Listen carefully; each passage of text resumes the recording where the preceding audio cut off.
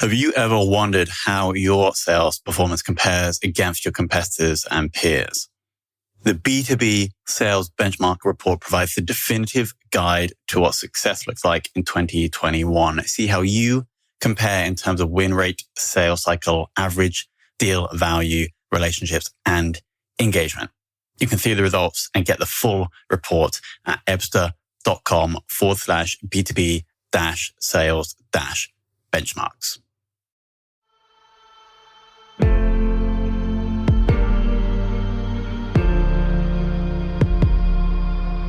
This is Sales Ops Demystified, the #1 most downloaded podcast in sales operations. We invite the brightest minds in sales operations onto the show to deconstruct the why, what, and how behind rep productivity, forecasting, metrics, and all things revenue. This podcast is brought to you by Ebster, the leading customer engagement platform for Salesforce.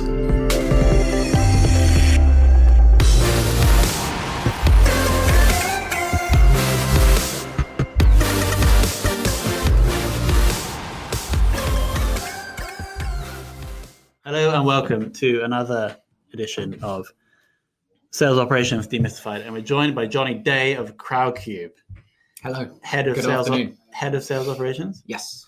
This is fantastic, and also an Ebster customer. Yes, we've had indeed. I think it's one other Ebster customer on the show, so it's going to be super interesting. And we haven't actually had an in-person. The last 5 have been remote, so this is great to have you back, have someone back in the room. Yeah.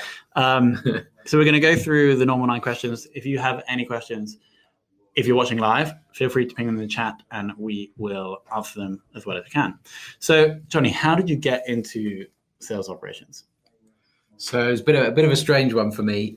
So I actually am from a digital marketing background. Awesome. So I spent the best part of sort of 8 to 10 years working in digital marketing. And basically there was a requirement in the business to move into sales operations. So were you doing digital marketing at CrowdCube? I was doing digital marketing at CrowdCube. And basically we decided to rein back our digital marketing activity. Because we wanted to focus more on B2B, and then there was a requirement specifically to focus on supporting the sales team, sales enablement, CRM, and there just wasn't anybody in that role. And weirdly, we've just literally today put a new job role up for someone to come and work alongside me at CrowdCube, because in sales operations, because we've seen the value that it can generate. And interestingly, when I started doing this, probably about 18 months ago, there wasn't any jobs out for sales operations. Whereas now, if you go on LinkedIn, there's loads. So there's definitely a requirement and a recognition of the value of data in sales operations, and the importance that you need your sales guys out and about. They need to do admin, but they also need people supporting them on the sales enablement side of things. So, and that's in the last 18 months, you've seen more demand. Yes, for the role. Definitely.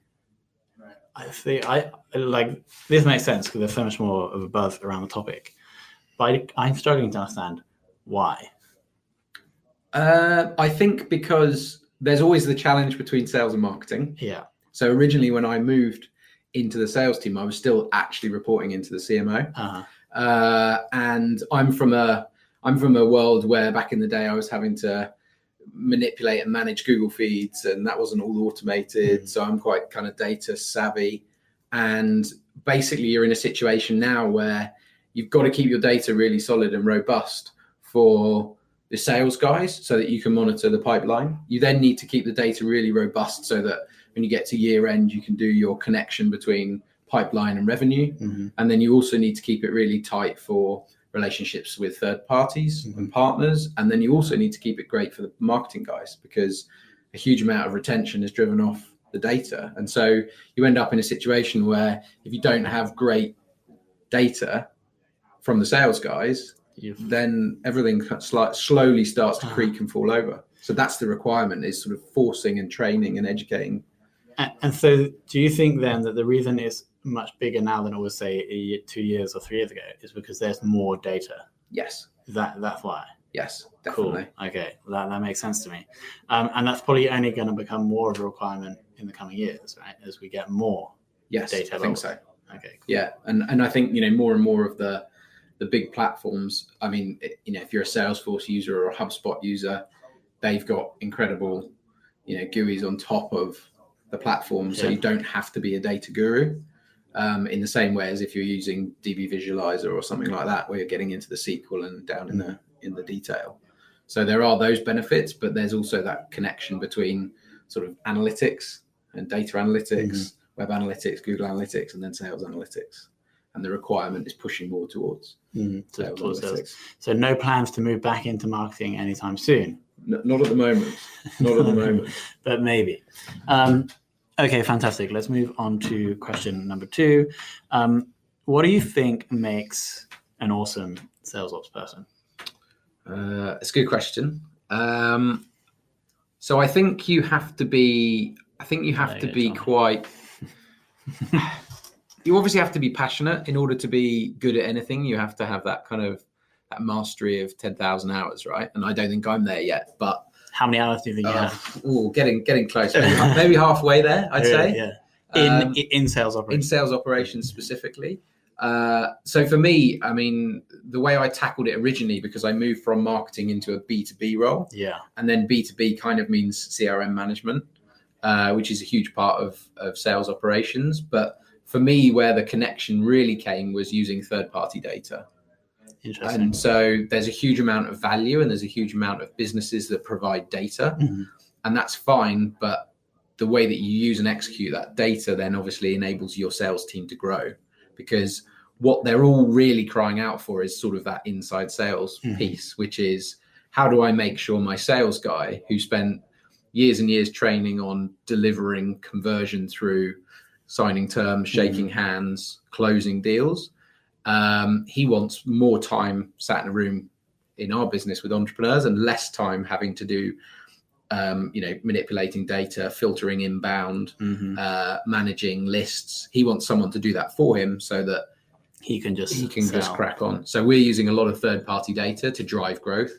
And with technology, we've got a fantastic data partner that we work with down in Exeter called Big, and they help us to make that data smarter. So that might be using dates to filter when we might contact people, drive automations. Nice. We then are starting to use sort of machine learning, using attributes and leading indicators of who to contact when and why. So there's loads of possibilities. So I think that kind of makes, well, for me, I think is really important from a sales operations person. I also think it's just a requirement now to be, for want of a better word, you need to be very commercially minded, because, I work in a startup and we are striving to get to profitability. And so everything we've done this year in terms of our sales model directly links back to revenue. So we sat down for three weeks in January and just said, right, this is how much money we made last year. And then we reverse engineered everything up from the revenue. Yeah. And so being able to go into that detail is really important. And then for me, it's the age old thing of cross collaboration, right? Working with, product managers, like we've got a Salesforce admin. So I work very closely with her, working with product so that they know what you might need from an engineering requirement, working with our legal teams, finance. Everyone wants help, guidance and support. And so the more that you can help and guide them, the more that you kind of move towards that ultimate sort of model, which is customers in the middle and everyone's providing support and you're helping enable them, optimizing, improving them to do that. Nice. Just to jump back to the data piece, so I understand like the business need for you guys. CrowdCube raises funds for startups or small businesses from the crowd. So you have this massive list of investors, and then you want to try and get the best small businesses or startups to lift. And then you guys could take a cut from both sides. Or just the... yes. Cool. So you essentially want, you're like data players to understand all of the good small businesses and startups in just the UK? We've got an operation in Spain, and we do raise finance for businesses in Europe, but obviously there's some regulatory issues. But broadly speaking, the UK market is still massive. So you essentially need to get a picture of all the good businesses that may want to raise finance, and then you want to choose the one for your salespeople to go and speak with, right? And so that's your job is like making the salespeople more effective to go and find the good ones. Yes. All right. Cool. Yeah. Got it. And I mean, the way I always come back to it is that concept of everyone likes to think that their brain is better than the machine, but actually, if you teach the machine, in this instance, it's actually just to do with repetition and building and building and building, so that a salesperson comes in every day and the work's there in front of him in his CRM. Great. It's Monday. I know on Monday I've got 3 meetings. I've got 2 hours where I can set aside some time to do some admin, and then the rest of the time I'm doing this, and this because my diary is populated. And you start at ground zero, and then you just keep working forward in that way. Don't make them think. They come in and they just have to they have to become the machine, right? Where they're just doing what they're told by the computer. You're there to optimize your sales team, which if some people might think is making them look good, then so be it. Yeah. What? How many people in the sales team at the moment? So we have 2 or 3 people in our partnerships team. We have 2 or 3 people in our inbound team. Yeah. And they kind of sit very closely with our partnerships function. And then we've got 5 or 6 guys in our outbound team. Cool. And then there's you and soon to be. So we can actually plug the job role. Have you filled the job role yet? Yeah, it's literally. You have filled it. Well, no, I haven't filled it. I only went out this afternoon.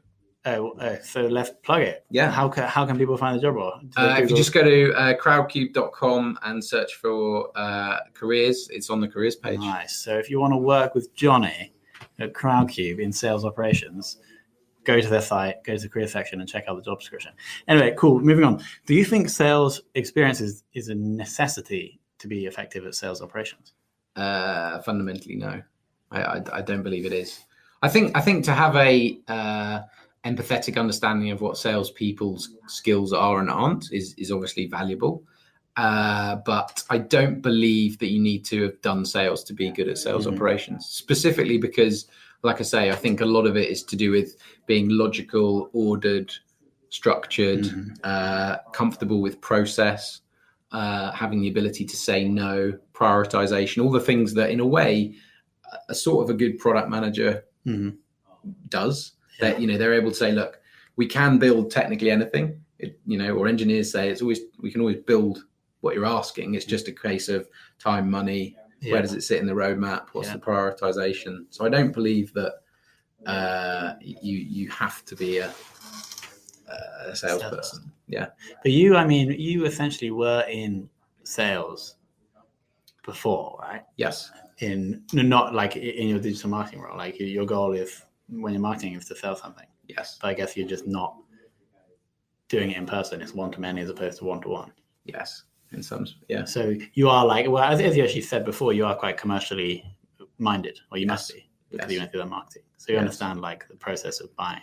Yes. But you just, how do you have sales experience? Yeah, I have worked in sales okay. before. Fair enough. Yeah. Nice. Okay. I think everyone has in some. I think everyone has in, if you've ever worked in a shop or, you're inside. in some, or even if just working in a restaurant and someone says, what's the specials or, what's the recommendation? There's an element of selling in there. So there is a really good book I read called To Sell is Human, I think by Dan Pink. And that was his point. Like literally, if you're like going home to your spouse and you want them to cook dinner, you like go in and you're really happy, and then you like give them a present, and then you want to ask them to cook dinner. That's the selling, right? Yeah, absolutely. Absolutely. Okay, but not necessarily for sales operations. No, I mean the way I sort of think of it or believe that I see it is a good sales ops person understands what did I say? So they understand the sort of the heartbeat and the rhythm of the company, which is sort of a third of what you need to be good at. Because everybody, if you buy into what the company's trying to achieve, then you kind of buy into the scenario that your CEOs put forward and the ideas and the future and the goals of the business. So that's a third of what you need. The next third is your ability to understand the sales guys and what they're trying to achieve and their commercial goals and, understanding people's motivations. Because a lot of what salespeople do is read the room, right? Is this guy going to be a hard ass? Is he going to be a bit more relaxed? Does he want to know the detail? Does he already know what's going on and he wants to negotiate straight away? It's just understanding that. And then the last bit is understanding the tech stack and what's the actual, no engineering project is ever perfect, and no marketing stack is perfect, no sales stack is perfect, but what's your future vision for what you want your sales environment to look like, and what do you think perfect might look like, and then you can strive to get towards it. Which is a great link to the next question. What is your current sales ops tech stack? So I would describe it as a bit of a hybrid between sales and marketing, actually. So we have we're a Salesforce customer, and we have been for about 4 years. Sorry to quickly jump in here. Do you use Salesforce for the entrepreneur side and for the investor side? No, just for the entrepreneur side. At the moment, just on the entrepreneur side. And so, where does your investor? I don't know if you can say this, but what tool do you use to manage your investor data? So our investor data historically has lived in our own admin system, which isn't a CRM. It's kind of it was an originally purpose-built tool, and they've lived in there. And then we've got a different marketing platform that runs that. Yeah, sure. Salesforce customer. We're an Ebster customer, of course. So that's in the stack there. We use tools like CreditSafe to just ensure that we're working with a UK, more often than not, UK limited company, and we can, from a compliance perspective, check their credit score. We're a DocuSign user because we send out agreements and terms and measure engagement with entrepreneurs. We use HubSpot on the B2B side of things, which is an interesting one because actually HubSpot used to be a B2B marketing platform, and as it's built and grown, it's very much moved into the same realms as being a CRM platform.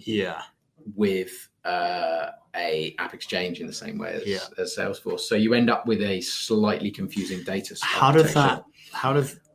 I don't understand what you're using, because I thought Salesforce was being used for the entrepreneurs and HubSpot with HubSpot is the B2B side. So we used originally Salesforce was put in our Exeter team and our sales team in London, and it was being used as a CRM. And that was before we actually really considered having a CRM in the business on the investor side. So it was originally put in to help the journey, because CrowdCube has a sort of relatively distributed office structure in that we've got a sales partnerships team up in London, because a huge number of the entrepreneurs that we work with are here. We then have our sort of onboarding, campaign success, launch team down in Exeter, and they're supported by legal, compliance, completions, and then we've got an engineering team in Cardiff. Cool. So in order to offer entrepreneur delight from very high touch, one-to-one trust building up in London, we have to make sure that the information is clear and concise, so that when they get passed to somebody that they might only speak to over the phone or Hangouts or online, there's a clear transition between the two. And so that's why Salesforce was originally put in. And basically in time, we've sort of seen the value of building that architecture stack around the entrepreneurs. And I actually consider ourselves as a three-sided marketplace, because we have investors, we have entrepreneurs, and we also have our partners. And what do they do? So our partners fall into then two buckets. We have campaign support partners who help get companies marketing ready. They might help with brand development. They might help connect them with lead investors. And then we also have affiliates, basically. So we provide you entrepreneurs that send us deal flow, cool. and introducers, and that might be corporate advisors. We've got a very strong relationship with Grant Thornton. We're in the process of just signing some terms with a very large UK bank. So we have a requirement to fulfill their needs internally for internal users, and also externally for customers in the company. Do we get through all the tech, all the tools? I think so.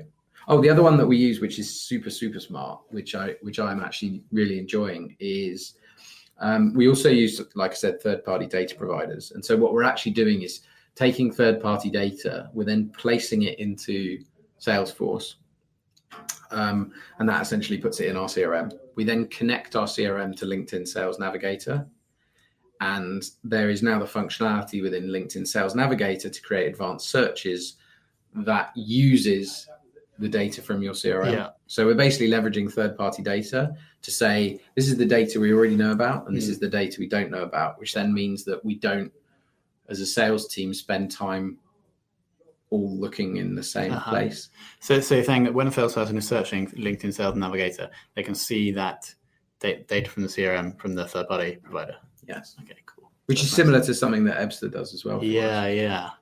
What you mentioned a tool like that you were using that was cool. Is there something doing that for you, or is that just the integration? That's just the integration, and then basically we use our third-party data agency who takes things like web data and our CRM data, and then we're basically building machine learning models in a data warehouse externally, and then using things like Tableau to visualize some of that, and building trends and pulling data together, which we can then put back into things like Salesforce or HubSpot to then execute.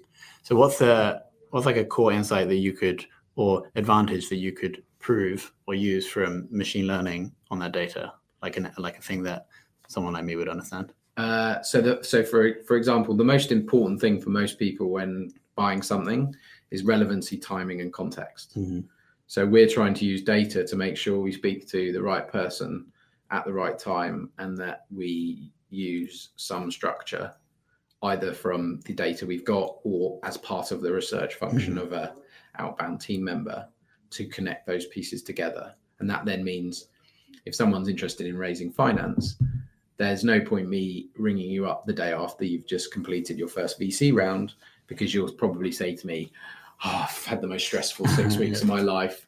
I've just got the line, the signature on the dotted line. I'm still recovering from the champagne that we popped last night.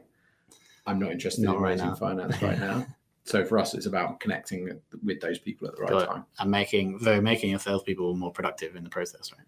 Absolutely. Cool. We have a question, or maybe multiple. Jack, how do you deal with the implementation of sales methodologies? I'm not 100% sure what Jack means by that. Does that make sense to you, Jonny? Yeah, it's a very good question. And actually, one of the reasons for hiring this new person is actually because we need to do a better job of documenting sales methodologies. For that very reason, it's quite easy for me to come up with lots of concepts and ideas, but we almost always need someone who can then turn some of these ideas into a reality, document them. And then the most important thing really, I think, is about making sure that people sit down in a room and then you train them and educate them and bring them on that journey with you, so that each day they feel like they're upskilling and training and learning and developing. And actually, interestingly, when I started this role, we were paying for Ebster, and some of the team were using it, some of them weren't. Some people did understand what it did, some people didn't. And actually, Wayne came in. I said to Wayne, look, I've told everyone how great it is, but I'm going to organize a session. Can you just come in and walk people through the product? And then the penny drops because somebody else is saying it. So that, I think, is a real advantage in terms of implementing our sales methodology. But I would also say we're actually in the process of engaging with a third party to try and develop more of the coaching side of the sales skills. So me and my head of sales, we often see it as like a good salesperson needs to be able to do 50% operational, keeping systems updated, and then 50% of their job is learning how to become a master of selling. And it's a constant balance, because I'm saying it's not in Salesforce, it's not happening, and he's saying, but I need to sit down with them and train them on how to close a deal and negotiate and all those sorts of things. So I hope that kind of answers the question on hopefully methodologies. Jack, let's see if we've got a follow up. Oh, go on, Jack. Do you use a specific platform for onboarding of reps? No, not at the moment. I know there's obviously some pretty cool ones. In fact, one of our old CrowdCube employees actually went off and set up an onboarding platform for salespeople. For anybody, actually, called Personably. But we're actually in the process, like I say, of trying to pull this documentation together.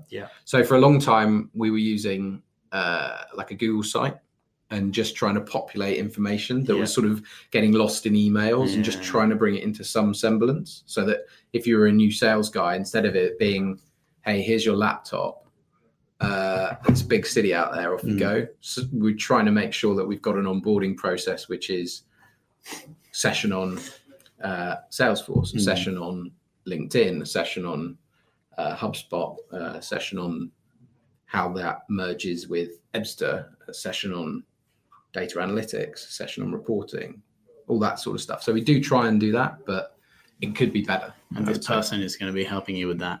Yeah, I think so. And also, interestingly, our Salesforce admin.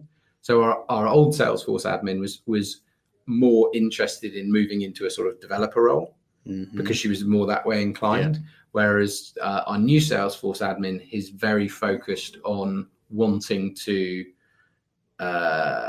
help train and support and upskill the sales guys, which is just perfect, because then you've got that other voice helping to support your iteration of what you're thinking. What is your favorite tech tool? I can't use Ebster, can I? No, you can't. I mean, it sounds silly, but not to be sort of brainwashed by the cult that everyone knows is our friends at Salesforce, but we are. They've got some pretty interesting technology that we just weren't using and actually were paying for. For example, so we were finding that we were building technology with a dev agency, and it turns out that for our partners, for example, we can spin up a whole partner community, and we can really put ourselves in the middle of that partner community. Yeah. So, and part of the benefit of that is that we can then get partners to, through pooled logins, submit leads into the system. They can track leads. We can then, because we've got quite a long sales cycle, put how much money they're making into that system and feed that back into them. We can then also build products, because we can fire up a community. So our product team can say, right, fire me up a product community for your partners, fire me up a product community for entrepreneurs. And we can do that all within our existing stack. Yeah. And we just weren't using it, but we were paying for it. And so I think it's just about making sure you really understand all the things that you've got on offer. And we also didn't realize that we've had some challenges in the speed of growing, as everyone does, a couple of our systems not working perfectly.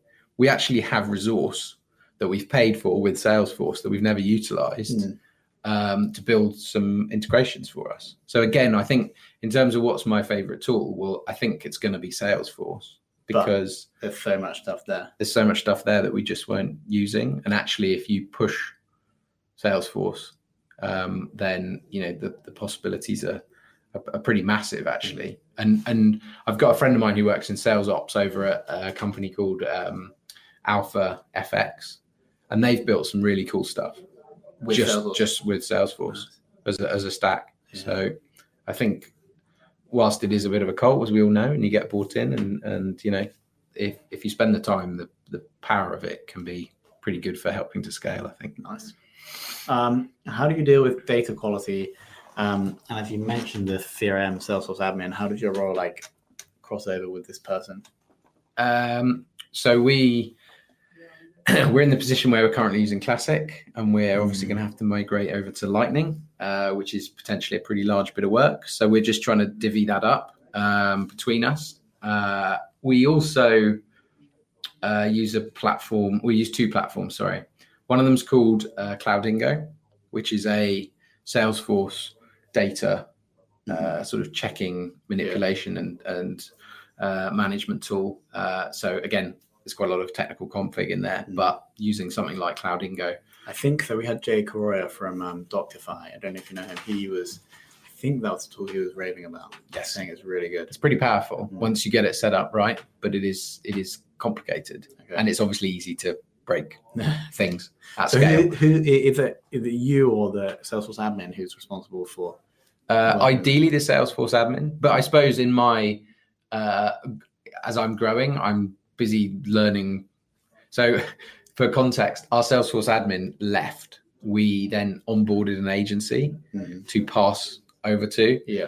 And then our new Salesforce admin has only just joined. Okay. And I was basically bridging the gap between that. And I suppose I was lucky enough that I'm not sort of too scared of breaking stuff. So I taught myself Salesforce administration in a very short period of time. So you're certified admin? Not quite, but I'm studying at the moment so that I can understand what's possible, but also just so I can do the odd bit myself. Yeah, nice. The other tool that we're using, which is actually not really out yet, it's being released in July. And again, it's on the more of the marketing side, but it's a company called Distill.ai. And they it's actually built by the team at Big, who we work with. And they basically enable us to enrich data and take data out and add value to it and then put it back in. Okay. And so they're the ones who are helping us to turn third-party data into enriched data, customer data platform designed for it's cool for marketers, but I mean, there's a bit of a blurring here between B2B and marketing and marketing sales and so on. So will they take an email address and then give you the LinkedIn profile? Is that what you mean by data enriching? It depends. Those sorts of things are possible, and we have done stuff like that. We've actually, I mean, without going off into a massive tangent, we actually built an entire engine to do finding companies. Yeah, nice. Which I actually named it. It was called Sahara, and the idea was there was millions of grains of sand, millions of companies, and the idea was that for crowdfunding, we found that there's a lot of companies which have a certain profile, certainly as they get a bit bigger, and it's about finding similar companies with a similar, because we're ultimately trying to find companies with web traffic, social following, brand validation, position in their market fit, all those sorts of things. And so we basically built a sort of data whacking tool to try and do that. And so we can then run those things, enrich it with data that we want first, or third-party data, and then try and inject it into Salesforce, and that can drive email, that can drive list building, and so on. And so this new tool that's coming out is going to help you do that. Yeah. So we've been working on integrating it into our Salesforce backend, and we've also been using that tool to create our own scoring system using the Ebster score. Let's talk more about that. We can talk about more of that in a minute. Biggest challenge. We've got questions. Oh, James, is there a way of improving recruiting and hiring practices, and how do you go about supporting the sales teams? Which order you want to tackle those? Is there a way of improving? So how is that in terms for of reps? I think. Oh right. I mean, in terms of our sales guys. For reps, we obviously try and do as much as we can in the interviews to try and screen. We have 2 or 3 interviews with people. We go out for a few beers maybe with people to see what their soft skills are like, as well as their sort of interviews environment, hard and soft. Because in our world, we can't speak to someone in the marketing department or someone in the finance department. We have to speak to CEOs, because ultimately they're the ones who make the decision on finance. So we try and have a really clear understanding of soft and hard skills when it comes to hiring reps. We then do all of the sort of standard interview processes, but with the right interview structures, you can get from people their ability to sell back to you. Sure. So I think it's all about organization and planning, right? If you're busy, you run into an interview with not a lot of preparation, you've not really spent time on really understanding what you're trying to get out of the interview, what you're trying to get that individual to prove to you, then you really will go down the, do I like them? Yes, no, maybe. And then you'll sit on the fence or go one side or the other. So preparation is always going to be key. And the best bit of advice I ever got was, if there's one thing that you want, is what do you want that person to prove to you? Because they've obviously proved something on the piece of paper that made you select them for a phone interview. And then once they've been through the phone interview, you've given them something that you've given them the time to meet them face to face. So what do you want them to prove to you? I think is super critical. And then, there's 101 books about, that Google have done tests on around, removing subjectivity and, all those sorts of things. And then second question about how do you go about supporting your sales team? So I think there's a couple of threads to that. So in one sense, it's supporting them in terms of listening what their challenges might be on a day-to-day basis, and can we solve that with technology? Because in the same way as in the MarTech environment, there's pages and pages, and everyone's seen the big diagrams of retention tools and marketing tools and the perfect sales stack. That's kind of starting to happen in the sales environment. So understanding their challenges and seeing whether you can support it with tech is one thing. I think we've got a head of sales, so really listening to what he wants to spend less time on and where he wants to spend more time, and can I help him to do that?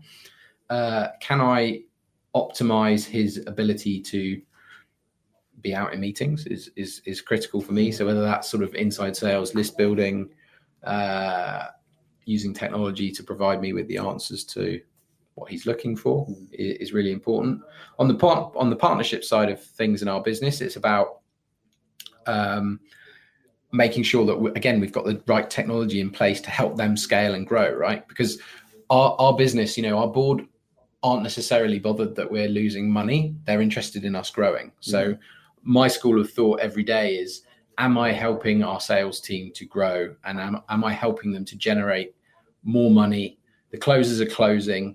And I suppose that kind of then ties into my last point, which is our inbound team. We've designed it in a way where we specifically want them to come in every day and think about, I'm going to be given deals and I'm going to work on them. Whereas the outbound guys need to go and find them through networking, through events, speaking on panels. So supporting them in that way is really important. And then I suppose the last piece is just them knowing that if they're running out the door and something's broken, I can fix it for them, or try and help them to fix it. Is always good, right? Everyone likes to feel that they've got someone supporting them in their day-to-day job. It's builds a good culture. What is your biggest challenge in the role, and how do you overcome it? Biggest challenge is, at the moment, time in the day. So quite a lot of what we want to achieve is quite technically advanced, and we've always been at the forefront of using big data, using automation, that age-old challenge of automation versus personalization. How do we triage the right business or the right person that's coming in to the right person in our sales team? So like I said to you, we need to speak to the CEOs. So using our own data to say, right, we've got an inbound from a company. Darren is absolutely stacked at the moment, but he's the best person to take on this company because he worked with these 3 companies last time. I think personality wise, he's going to build a strong relationship. Connecting the right people is really important, and triaging things in the right way is massively critical. And like I say, I think it's just hours in the day is the toughest one, and prioritizing the like, we have short-term goals like any business. So we've got sales targets to hit, and we've got thresholds that we need to work towards, but you also have to be planning for the future. And quite often in a startup, you shoot for the short term and forget the long term, and then you either miss targets or you build a scenario where you can't scale because you haven't built the tech stack to enable you to scale. You can't automate emails because you haven't tagged and categorized your data correctly. So you can't segment it quickly, which means you can't automate. And that, for me, is where sales operations is building its real bedrock in those teams. Is scaling is basically to do with getting more revenue in more quickly with the same or a very small amount of extra resource. So that's where I see my challenge at the moment. But you have a new person joining, right? So you're going to have double the time in the day. Hope so. Hope so. Do you think, or do you have a single metric that you would use to judge all sales reps?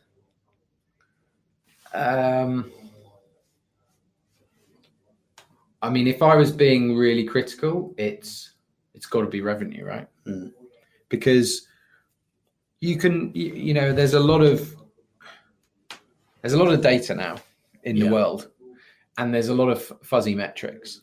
So you can measure people on conversion, and they might be an amazing converter, but the revenue doesn't come out the bottom. Or they could be really busy, and they could be doing lots of calls and having lots of meetings, but the revenue doesn't spit out the bottom. And so I think it's got to connect to revenue. And if you understand your revenue, then you can work back. And if you can work backwards from revenue, then it means you can say to somebody, thank you, but you're maybe not right for this company, or we think you can move you into this team. You'd be more valuable executing here than over here. And so I think it's just about being honest with yourself and your staff around making sure that everyone's thinking commercially, because we don't see ourselves as a business development team and a partnerships team and sales operations. We see ourselves as a commercial function that lives and dies together. And if we're all in agreement with the decisions, sometimes that are difficult to make, then everyone is on the same page with where growth comes from. And in our board's eyes, that's got to be through revenue growth. And it doesn't necessarily have to always be positive revenue growth, but revenue growth means you're growing. So are they closing the deals? Pretty much. We're going to add a bonus question here because I'm super interested, actually. The EBSTA score, can you tell us how you describe it and how you're using it? Yes. So for anyone who's used a lot of the sales platforms out there that exist, quite a lot of them you have to go in and tell it what you want to use based on the attributes and the fields and the values that you've created. How you want to spit out some sort of score and lead scoring and that kind of stuff, which is prone to issues. It requires a lot of testing. It's quite fiddly and quite time consuming.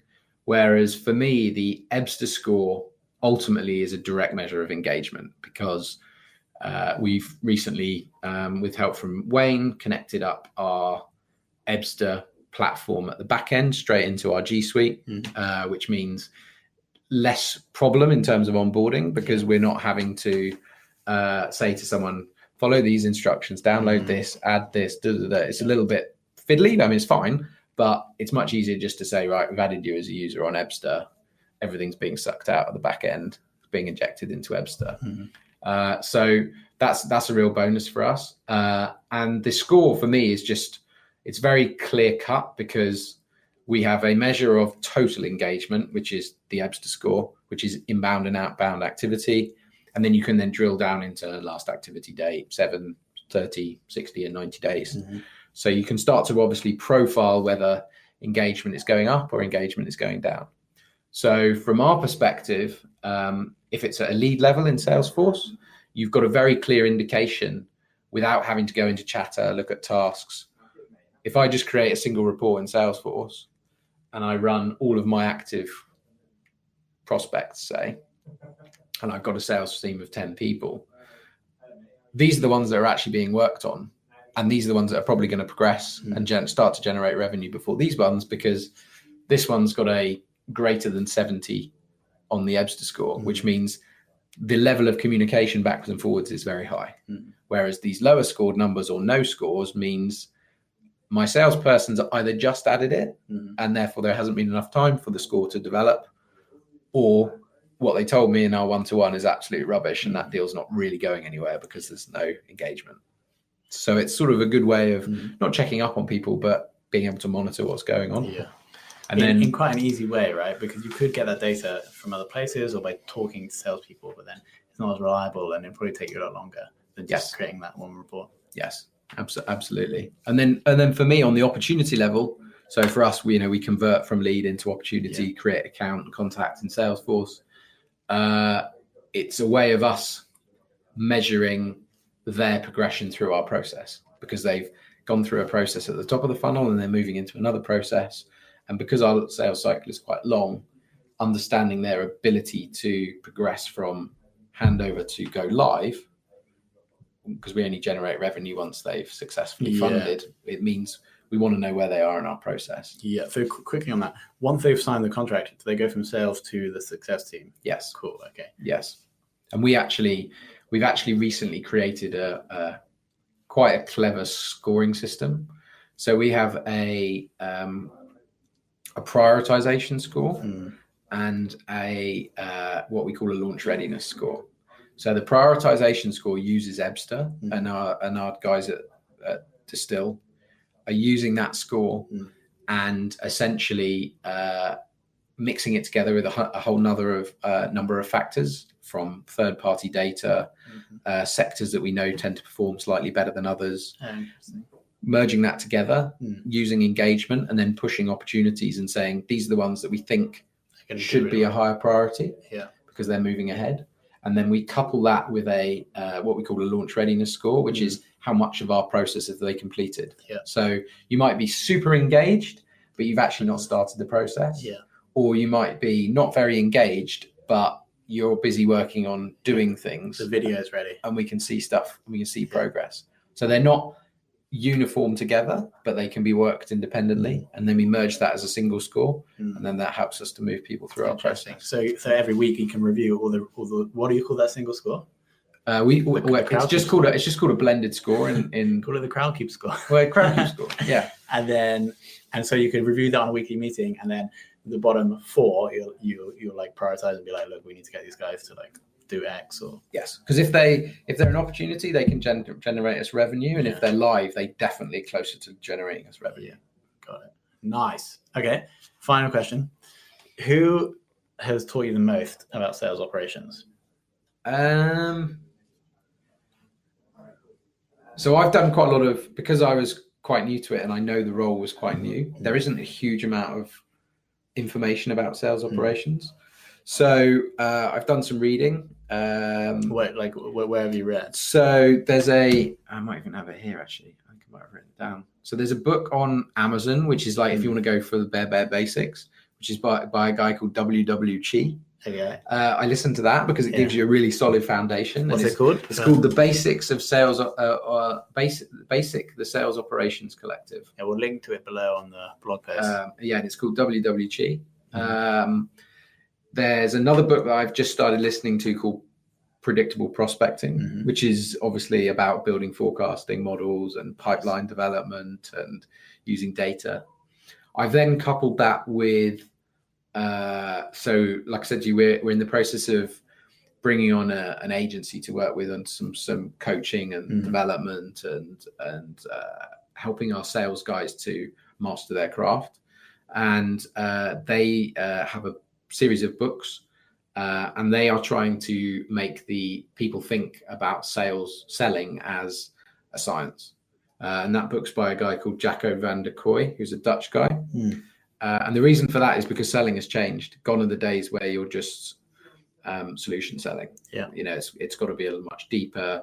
The word of mouth referrals super important as a validation, social validation, and that kind of thing. So it's kind of a collection of traditional sales stuff with new sales methodologies. Obviously, because I'm from a marketing background, I'm thinking and reading in the HubSpot, Salesforce blog world, and on those sort of ecosystems and forums and that kind of thing.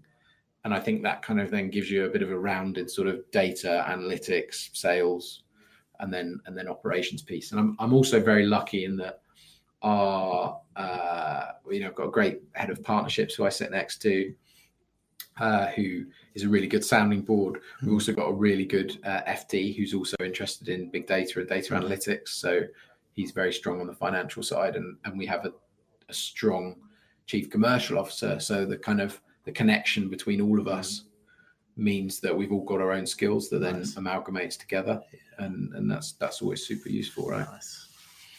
Fantastic. Okay, that was the longest episode of Sales Operations Demystified of all time. That was pretty deep. Sorry about that. No, that was really good. Like, there's some stuff that we definitely have not discussed before.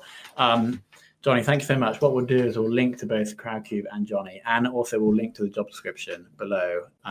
If you search for Evster Sales Ops Demystified, you'll be able to find this episode. And then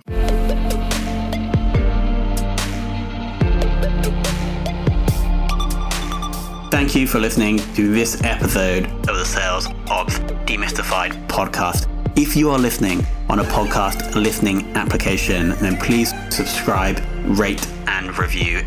And if you have any questions about the show, if you know a guest, or if you have any questions about sales operations, just hit me up at tomhunt@ebster.com. That's tomhunt@ebster.com.